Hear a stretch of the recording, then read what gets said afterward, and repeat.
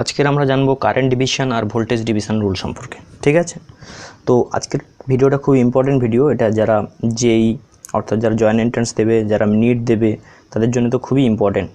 ওকে, তো ভিডিওটা পুরোটা দেখতে থাকুন। দেখো কারেন্ট ডিভিশন রুলটা দেখো কীরকম ব্যাপারটা।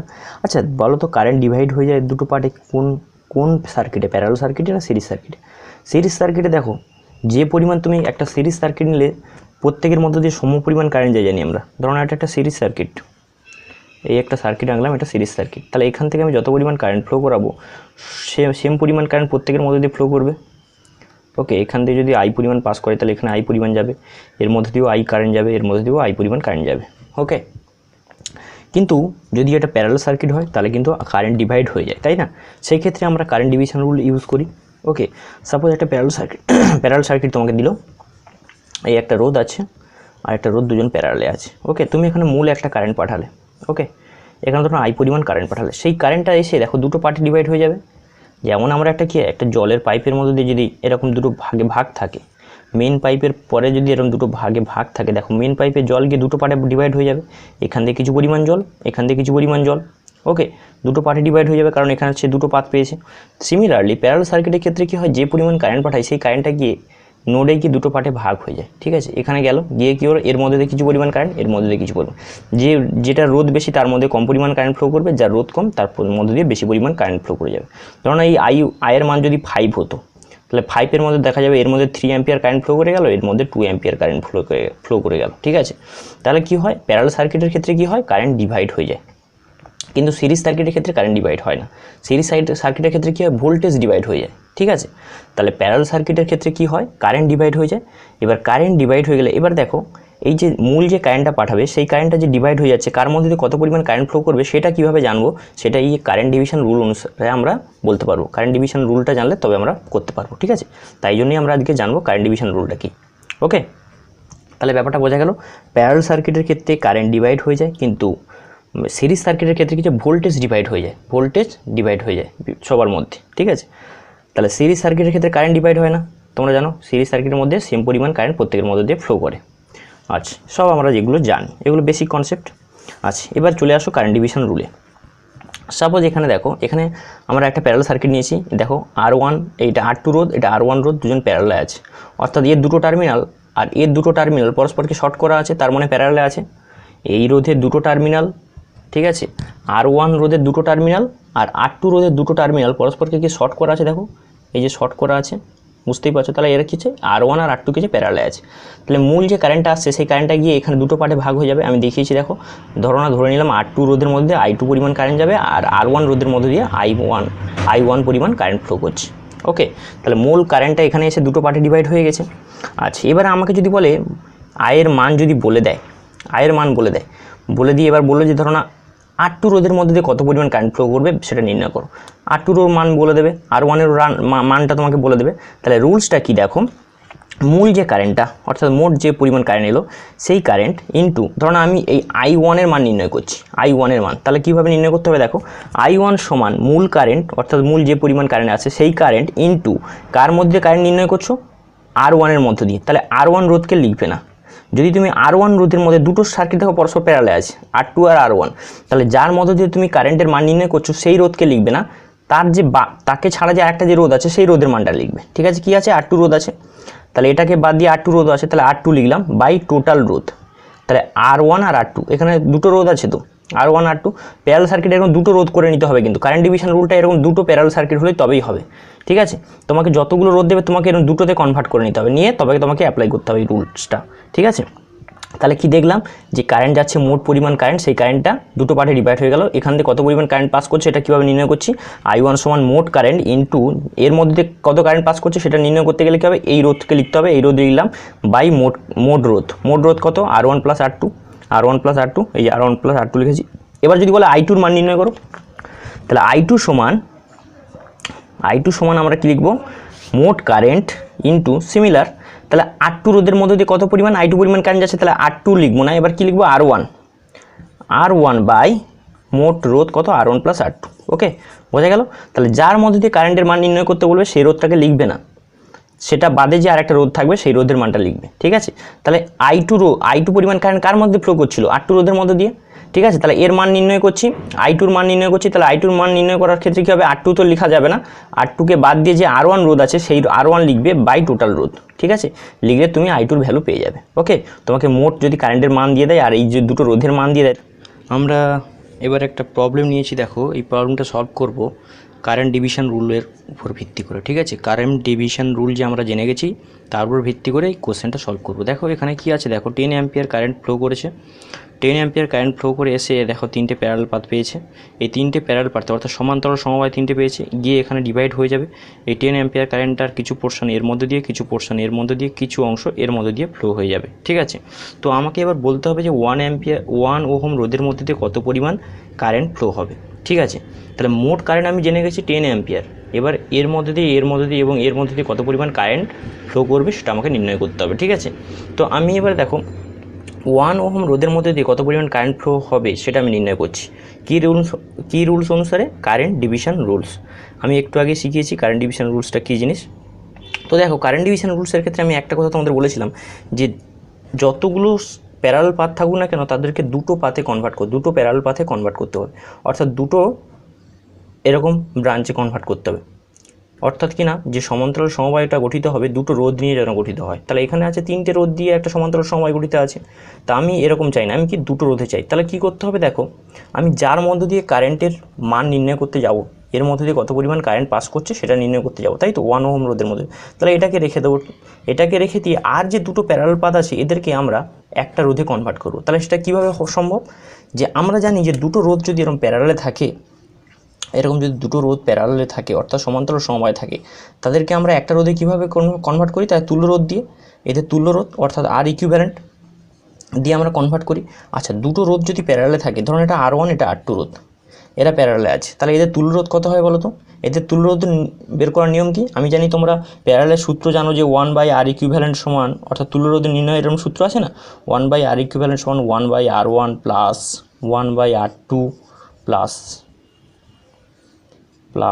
1/R3, এরকম ডট ডট করে চলতে থাকবে, ঠিক আছে। এবার যতগুলো প্যারালাল পাথ আছে, ধরো না এখানে R1 R2 দুটো রোধ আছে, তাহলে এদের মান বসাতে হবে, দুটো রোধের মান। ধরো না এটার মান ধরো না x, এর মান ধরো না 1 ওহম, ঠিক আছে।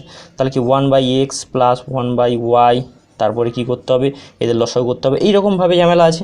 তো এটা ঠিক আছে, অনেকগুলো প্যারালাল পাথ থাকলে তার তুল্য রোধ নির্ণয়ের ক্ষেত্রে এই সূত্রটা ঠিক আছে।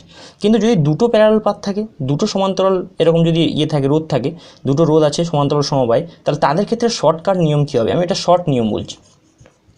শর্ট নিয়ম কী হবে, শর্টকাট নিয়ম হলো যে দুটো রোধ আছে না, সেই দুটো রোধের কী করবে, গুণফল করবে। অর্থাৎ যদি আমি এদের মধ্যে তুল্য রোধ বের করতে চাই, তুল্য রোধ বের করতে গেলে কী হবে, R1 ইন্টু R2, এই রোধের মান কি R1, এই রোধটা কি R2, তাহলে R1 into R2 by R1 plus R2, অর্থাৎ গুণফল বাই যোগফল করে দেবে, দেখবে ইজি বেরিয়ে যাবে। তোমরা যে এই যে প্রসেসটা ছিল, এই যে সূত্র ছিল না সমান্তরাল সমবায় তুল্য রোধ নির্ণয়ের, 1/R ইকুইভ্যালেন্ট সমান 1/R1 প্লাস 1/R2, এখানে বসিয়ে সলভ করলে যা হবে আর ইকুইভ্যালেন্টের মান এটাই বসালেও একই মান আসবে। তো আমরা একটা শর্টকাট মেথডটাই ব্যবহার করব, ঠিক আছে। যখন আমাদের সময় কম, তাহলে আমরা শর্টকাট মেথড ইউজ করব। যদি আমি বলেছি এটা যদি দুটো প্যারালাল পাথ হয়, তাহলে কিন্তু এইভাবে তুমি তুল্য রোধ নির্ণয় করতে পারো।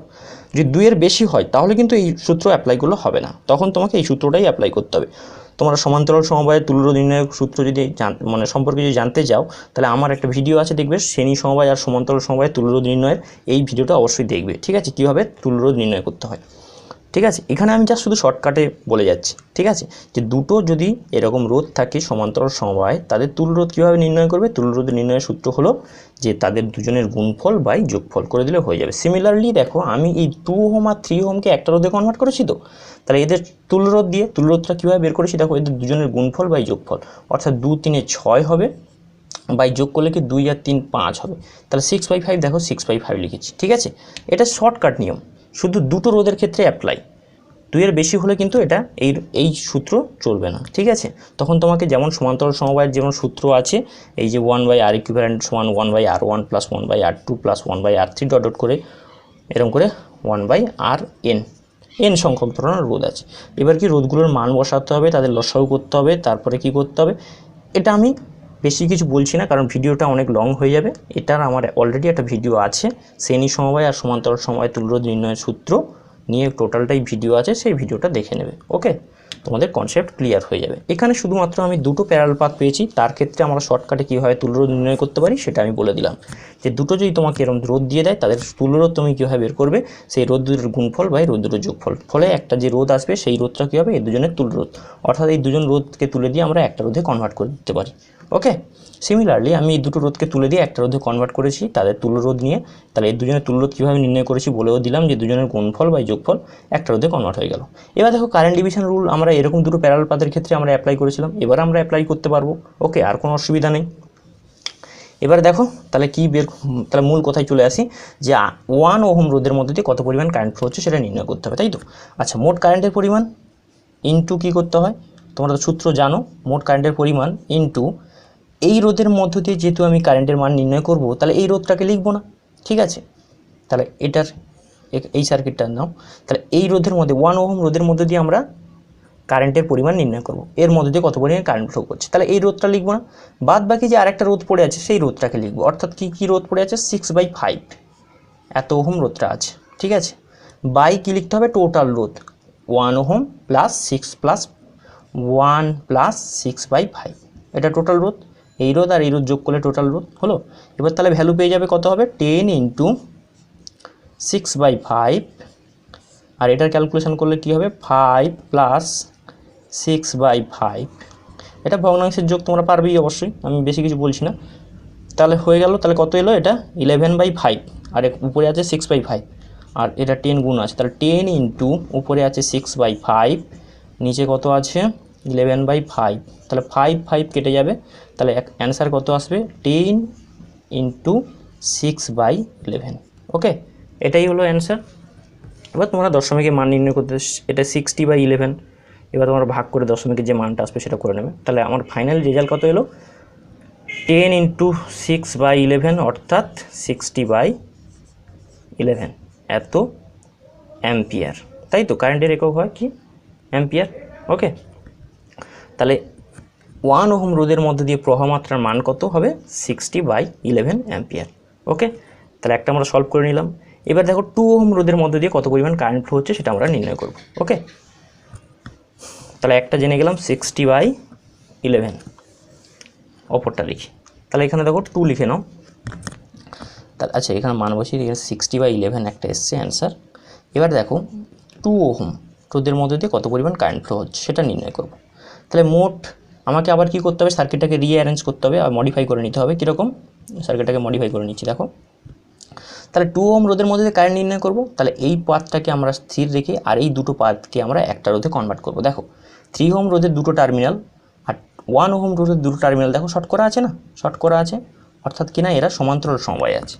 1 ওহম আর 3 ওহমও তো সমান্তরাল সময় আছে, তাহলে এই 1 আর 3 ওহম রোধকে একটা রোধে কনভার্ট করে দেবো। কারণ কি, আমি এখন নির্ণয় করতে যাচ্ছি 2 ওহম রোধের মধ্যে দিয়ে কত পরিমাণ কারেন্ট ফ্লো হচ্ছে, ঠিক আছে? তাহলে এই দুজনকে রেখে দরকার নেই, এই দুজনকে একটা রোধে কনভার্ট করে দেবো। কারণ আমরা সবসময় কী বলি, কারেন্ট ডিভিশন রুল অ্যাপ্লাই করতে গেলে তোমাকে সর্বদা কী হয়, দুটো প্যারালাল পাথ চাই, ঠিক আছে?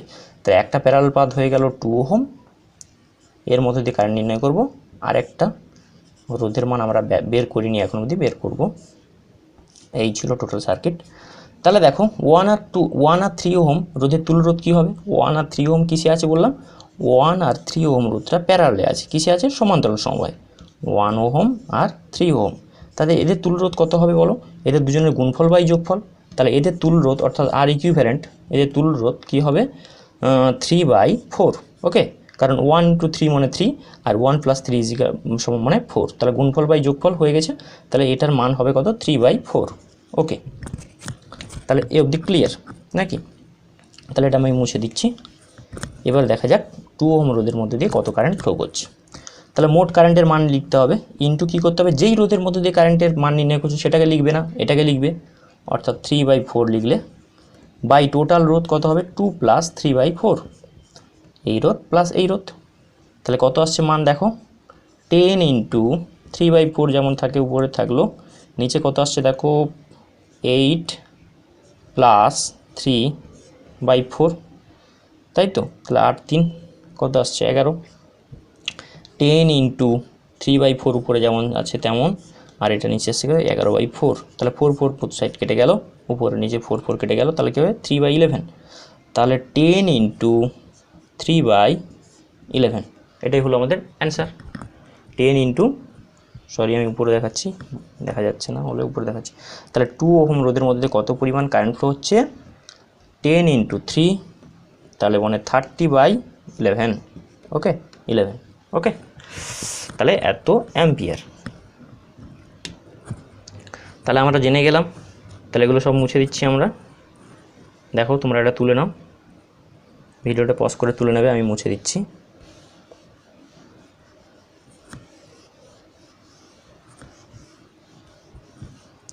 তাহলে এলো কত, 30/11, ওকে, এত অ্যাম্পিয়ার। তাহলে দুটো মান পেয়ে গেলাম। এবার 3 ওহম রোধের মধ্যে কত কারেন্ট ফ্লো হচ্ছে দেখো। এবার আর আমরা এগুলো করার দরকার নেই, ডাইরেক্ট তুমি এরকম করতে পারো। মোট তো 10 অ্যাম্পিয়ার কারেন্ট ছিল, তার মধ্যে 10 অ্যাম্পিয়ারের মধ্যে 1 ওহম রোধের মধ্যে দিয়ে এত পরিমাণ চলে গেছে 2 ওহম রোধের মধ্যে, আর বাদ বাকি তাহলে কত পড়েছে সেইটা নিশ্চয়ই 3 ওহম রোধের মধ্যে যাবে। তাহলে তোমরা এটাকে ডাইরেক্ট এরকমও লিখতে পারো, 10 মাইনাস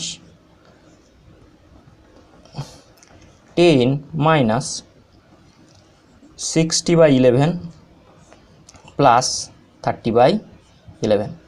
এইটা করলে তোমরা পেয়ে যাবে কত, তোমরা কি পেয়ে যাবে না 3 ওহম রোধের মধ্য দিয়ে কত পরিমাণে কারেন্ট ফ্লো করে গেল, এটা ক্যালকুলেশন করলে পেয়ে যাবে। আর তোমরা যদি বলো সেরকম কারেন্ট ডিভিশন রুল অনুসারে করবো, সে করতে পারো, ঠিক আছে। জাস্ট এটা শর্ট হবে বলে দিলাম যে দুটো কারেন্ট যেহেতু আমি জেনে গেলাম, এর মধ্যে কত পরিমাণে এর মধ্যে কত পরিমাণ জেনে গেলাম, তাহলে মোট তো টোটাল কারেন্ট কত ছিল 10 অ্যাম্পিয়ার, তার মধ্যে এর দুজনের মধ্যে কত পরিমাণ গেল, এই পরিমাণ। তাহলে এই দুটোকে বাদ দিতে হবে কার থেকে, না 10 অ্যাম্পিয়ার থেকে বাদ দিলে আর বাদ বাকি যে কারেন্টটা পড়ে আছে সেই কারেন্টটা নিশ্চয়ই 3 ওহম রোধের মধ্যে দিয়ে ফ্লো করে যাবে। তাহলে সেই জন্য আমি এটাকে এরকম লিখেছি যে 10 অ্যাম্পিয়ার মাইনাস এই দুটোকে যোগ করে বাদ দিয়ে দিয়েছি, 10 থেকে বাদ দিয়ে দিলে বাদ বাকি যে অবশিষ্টাংশ পড়ে থাকবে সেটা 3 ওহম রোধের মধ্যে দিয়ে ফ্লো হয়ে যাবে, ওকে। আর তোমরা যদি না এরককম না করতে চাও, যেরকম সে কারেন্ট ডিভিশন রুল অনুসারে করতে চাও তো করে নিতে পারো, ওকে। তোমরা তো বুঝে গেছো। এবারে এটা আমাদের কমপ্লিট। এবার চলে আসো ভোল্টেজ ডিভিশন। ভোল্টেজ ডিভিশন রুলসে দেখো, আমরা জানি মোট যে ভোল্টেজ আমি প্রোভাইড করবো সার্কিটে, সেই ভোল্টেজটা সবার মধ্যে ডিস্ট্রিবিউট হয়ে যাবে, ঠিক আছে। দেখা যাবে এখানে একটা 5 ভোল্ট আছে, 5 ভোল্ট দেখা যাবে এখানে 1 ভোল্ট 2 ভোল্ট, এটা 3 ভোল্ট, এরকমভাবে হয়তো পার্টে ডিভাইড হয়ে গেল, বোঝা গেল। তাহলে এই ভোল্টেজ সমান কি লিখতে পারি, টোটাল ভোল্টেজ, তাই না। তাহলে সিরিজ সার্কিটে কি হয়, যে মোট ভোল্টেজ আমরা প্রোভাইড করি সেই ভোল্টেজটা কী হয় প্রত্যেকের মধ্যে ডিভাইড হয়ে যায় বিভিন্ন ভাগে, ঠিক আছে, বোঝা গেল তো। যার রোধ বেশি তার মধ্যে তার দুই প্রান্তের ভোল্টেজ ড্রপ বেশি হবে, এটা তো আমরা জানি। তাহলে কী হবে, মোট যে ভোল্টেজ প্রোভাইড করলাম সেই ভোল্টেজটা সবার মধ্যে ডিস্ট্রিবিউট হয়ে গেল, ওকে। এবারে আমাকে যদি বলে এদের মধ্যে R1-এর দুই প্রান্তের ভোল্টেজ ড্রপটা নির্ণয় করো, দুই প্রান্তের ভোল্টেজ ড্রপ বা বিভব প্রভেদ নির্ণয় করো, তাহলে কী হবে, সেটা ধরে নিছি V1। তাহলে এর ভোল্টেজ ড্রপটা কি, R1 রোধের মধ্যে ভোল্টেজ ড্রপ হলো V1, ঠিক আছে। তাহলে V1-এর মান নির্ণয় করছি, দেখো তাহলে বোঝা গেল যে ভি সমান কি লিখতে পারি, V1 + V2 + V3, কারণ কি এই ভিটাকেই প্রোভাইড করেছিলাম, এই ভিটা সবার মধ্যে ডিস্ট্রিবিউট হয়ে গেছে বিভিন্নভাবে, ঠিক আছে। ধরো না এখানে আমি এরকম একটা মান যদি বলি, ধরুন এটা 5 ভোল্ট ছিল, তাহলে 5 ভোল্ট এখানে দেখা যাবে 3 ভোল্ট, এটা 2 ভোল্ট, এটা 2 ভোল্ট বলছি, 3 ভোল্ট, এটা 1 ভোল্ট, এটা 1 ভোল্ট, এরকম পার্টি ডিভাইড হয়ে গেল। এরকম হতে পারে যেভাবে, এটা রোধের উপর ডিপেন্ড করছে কীভাবে ডিভাইড হবে, কার মধ্যে কীরকম ভোল্টেজ ড্রপ হবে, ঠিক আছে, এটা রোধের উপর ডিপেন্ড করে। তাহলে আমরা এটা ব্যাপারটা বোঝাতে পারলাম তো। তাহলে ভোল্টেজ, এবার দুই প্রান্তের ভোল্টেজ যদি শুধু টোটাল ভোল্টেজের মান বলে দেয় এবং যে কোনো একটা রোধের দুই প্রান্তের ভোল্টেজ বের করতে বলে, তাহলে দুই প্রান্তের বিভব প্রভেদ বের করতে বলে, তাহলে কীভাবে নির্ণয় করবো, দেখো ধরো V1-এর মান নির্ণয় করছি, দেখো V1 = মোট ভোল্টেজ ইন্টু কার দুই প্রান্তের ভোল্টেজ, R1-এর দুই প্রান্তের ভোল্টেজ, দুই প্রান্তের বিভব প্রভেদ, তাই তো, বা ভোল্টেজ ড্রপ, R1 রোধের মধ্যে ভোল্টেজ ড্রপ বা R1 রোধের দুই প্রান্তের বিভব প্রভেদ নির্ণয় করবো কী হবে, তাহলে V1 = মোট ভোল্টেজ ইন্টু কার দুই প্রান্তের, R1-এর দুই প্রান্তের ভোল্টেজ ড্রপ, তাহলে R1 লিখেছি বাই টোটাল রোধ, টোটাল রোধ যেমন R1 + R2 + R3, okay, by total রোধ, বোঝা গেল। যদি এবার বলে V2-র ভ্যালু বের করো, তাহলে V2 = লিখবে এরকম, তাহলে V2 সমান কি লিখবে, V2 সমান লিখবো আমরা সেই মোট ভোল্টেজ ইন্টু R2 রোধের দুই প্রান্তের ভোল্টেজ তো V2, তাহলে R2-কে লিখবো। যখন কারেন্ট ডিভিশনের ক্ষেত্রে কি, যার দুই প্রান্তের আমরা কারেন্ট নির্ণয় করতে, যার মধ্য দিয়ে কারেন্ট নির্ণয় করছিলাম সেই রোধকে নিচ্ছিলাম না, কিন্তু এক্ষেত্রে কিন্তু যার দুই প্রান্তের ভোল্টেজ নির্ণয় করবে তাকে নিতে হবে, ঠিক আছে। যেমন কি V2 কার দুই প্রান্তের বিভব প্রভেদ, R2 রোধের দুই প্রান্তের বিভব প্রভেদ, তাহলে আমি সেই R2 রোধকে লিখেছি বাই টোটাল রোধ, তাহলে R1 + R2 + R3, R1 + R2 + R3। এখানে আরও রোধ থাকতে পারে, ঠিক আছে, সেগুলো মোট রোধ করে নিতে হবে তোমাকে। এবার যদি আমার V3 ভ্যালু বের করতে পারে, তাহলে V3 সমান আমরা কি লিখবো, মোট ভোল্টেজ ইন্টু R3 দুই প্রান্তের ভোল্টেজ তো V3, তাহলে R3-কে লিখবো বাই টোটাল রোধ, R1 + R2 + R3। ওকে, তাহলে ব্যাপারটা বোঝা গেল ভোল্টেজ ডিভিশন আর কারেন্ট ডিভিশন। তাহলে কারেন্ট ডিভিশনের ক্ষেত্রে কী হবে, কার মধ্যে দিয়ে কত পরিমাণ কারেন্ট ফ্লো করছে সেটা নির্ণয় করতে গেলে সেই রোধকে নেওয়া যাবে না, তাকে ছেড়ে দিয়ে অপর রোধটাকে নিতে হবে, লিখতে হবে বাই মোট রোধ। ওকে, ভোল্টেজ ডিভিশনের ক্ষেত্রে কী হবে, যে মোট ভোল্টেজ লিখলে ইনটু, যেমন কারেন্টের ক্ষেত্রে মোট কারেন্ট ইনটু করে তারপরে রোধের মানগুলো বসিয়েছো, তেমনই ভোল্টেজ ডিভিশনের ক্ষেত্রে মোট ভোল্টেজ লিখলে ইনটু কার দুই প্রান্তের ভোল্টেজ বিভব প্রভেদ নির্ণয় করছো না R1 রোধের, তাহলে R1 রোধকে লিখবে বাই মোট রোধ। যদি R2 রোধের দুই প্রান্তের ভোল্টেজ নির্ণয় করতে চাও তাহলে R2কে লিখবে বাই মোট রোধ, যেমন মোট ভোল্টেজ ইন্টু R2 বাই মোট রোধ। যদি R3-র মধ্যে বের করতে চাও তাহলে মোট ভোল্টেজ ইন্টু R3 বাই মোট রোধ। বোঝা গেল? অর্থাৎ এই দুই প্রান্তের বিভব প্রভেদ বা এর মধ্যে কত পরিমাণ ভোল্টেজ ড্রপ হচ্ছে সেটা পেয়ে যাবে। তাহলে এইভাবে বোঝা গেল, এইভাবে আমাকে ভোল্টেজ নির্ণয় করতে পারি আর কারেন্টের ভ্যালু নির্ণয় করতে পারি। এটা প্যারালাল সার্কিট, এটা সিরিজ সার্কিট। এবার আমরা যে কোশ্চেনগুলো দিয়েছিলাম সেই কোশ্চেনগুলোকে সলভ করে দেখাচ্ছি। ওকে, তো ভোল্টেজ ডিভিশন রুল জেনে গেছি। তো ভোল্টেজ ডিভিশন রুলের কীভাবে অ্যাপ্লাই করব তার জন্য আমি একটা প্রবলেম নিয়েছি। দেখো এই প্রবলেমটা, এখানে একটা ব্যাটারি আছে, 20 ভোল্টের ব্যাটারি। ব্যাটারিটা 4 ওহম আর 2 ওহম রোধের সঙ্গে এরকম কানেক্টেড আছে। ওকে, আমাকে বলেছে কি না যে 2 ওহম রোধের দুই প্রান্তের বিভব প্রভেদ কত নির্ণয় করো। ঠিক আছে, এর দুই প্রান্তের বিভব প্রভেদ কত নির্ণয় করো। ঠিক আছে, তো আমি তো জানি না এর দুই প্রান্তের বিভব প্রভেদ কত, সেটা আমাকে নির্ণয় করতে হবে। আমি এবার এটা কার মাধ্যমে করব, ভোল্টেজ ডিভিশন রুলস। ঠিক আছে, এর নিয়ম অনুসারে করব। আমি বলেছি যে 20 ভোল্ট এদের মধ্যে ডিস্ট্রিবিউট হয়ে যাবে। ঠিক আছে, তো এর মধ্যে যদি 15 ভোল্ট হয় তাহলে এর মধ্যে হবে 5 ভোল্ট। টোটাল তো 20 ভোল্ট, 20 ভোল্টের মধ্যে এখানে যদি 5 ভোল্ট খরচ হয় এখানে হবে 15 ভোল্ট। এখানে যদি 10 ভোল্ট খরচ হয় তাহলে এখানে 10 ভোল্ট। ঠিক আছে, তো জানি না এখন কার অ্যাক্রসে কত পরিমাণ ভোল্টেজ ড্রপ করে গেছে। ওকে, তা ভোল্টেজ ড্রপই বলি আর বিভব প্রভেদ বলি, একই কথা। ঠিক আছে, বোঝা গেল? অর্থাৎ 2 ওহম রোধের মধ্যে কত পরিমাণ ভোল্টেজ ড্রপ করে গেল সেটাও তোমাকে যদি বলে, একই কথা। এর দুই প্রান্তের বিভব প্রভেদ যা, এর মধ্যে ভোল্টেজ ড্রপ তত পরিমাণ। ঠিক আছে, দেখা যাক এর দুই প্রান্তের বিভব প্রভেদ কত আমি নির্ণয় করব। শুধু আমাকে ভোল্টেজ দেওয়া আছে, আর কিছুই দেওয়া নেই। ঠিক আছে, তাহলে 20 ভোল্ট, তাহলে কার দুই প্রান্তের বিভব প্রভেদ, 2 ওহম রোধের দুই প্রান্তের বিভব প্রভেদ নির্ণয় করব। তাহলে এটার সমান আমরা লিখতে পারি মোট ভোল্টেজ দেওয়া আছে 20, যেমন ভোল্টেজ ডিভিশন রুল আমি আগে দেখেছি সেই অনুসারে করছি। মোট ভোল্টেজ লিখলে কত ভোল্টেজ, 20 ভোল্ট। ঠিক আছে, এবারে কার দুই প্রান্তের বিভব প্রভেদ নির্ণয় করতে যাচ্ছি, 2 ওহম রোধের, তাহলে 2 বাই টোটাল রোধ কত, 4 2 6। ঠিক আছে, টোটাল রোধ 6। তাহলে কত এলো ভ্যালু দেখো, তাহলে এরা কত, 20 দিয়ে 40, 40/6 এত ভোল্ট। ওকে, তাহলে এর দুই প্রান্তের বিভব প্রভেদ কত, 40/6 ভোল্ট। অর্থাৎ বলতে পারি 2 ওহম রোধের মধ্যে ভোল্টেজ ড্রপ করে গেছে কত পরিমাণ, 40/6।